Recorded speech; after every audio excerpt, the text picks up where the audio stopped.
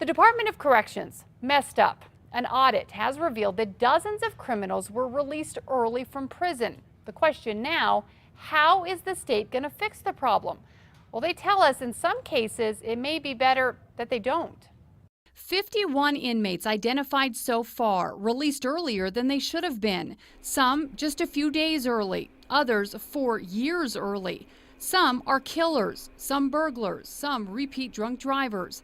Now that the Corrections Department has identified who they are, the question is, do they put them back in prison? We've got to take a look, I think, individually at a case-by-case basis and say, what is our action going to do to affect the safety and security of New Mexico's neighborhoods? Secretary of Corrections Greg Marcantel says they have already taken some of the more violent inmates back into custody, including Dion Henderson. He's the killer released 4 years early. We detected this problem on a Monday.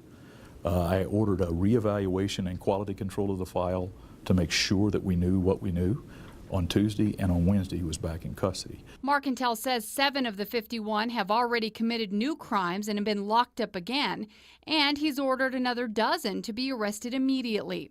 As for the rest, Marcantel says they want to see if they've become productive members of society. If we have an offender that owes us 30 or 60 days, that have a meaningful connection to their family, has a job, reporting regularly, why would I want to undermine them losing their job and losing those connections? So how is this sitting with the victims? We spoke with Linda Atkinson, an advocate for victims' rights. I think some really do want the harm they cause to them through their crime to go and be productive members of society. And then there's other victims that are saying the time was so little that they got anyway that they should serve whatever they were sentenced to serve. Atkinson says the most important thing here? I think number one, they're acknowledging it. It's not being swept under the rug.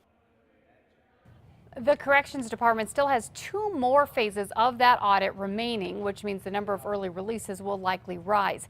It's unclear how long that process will take.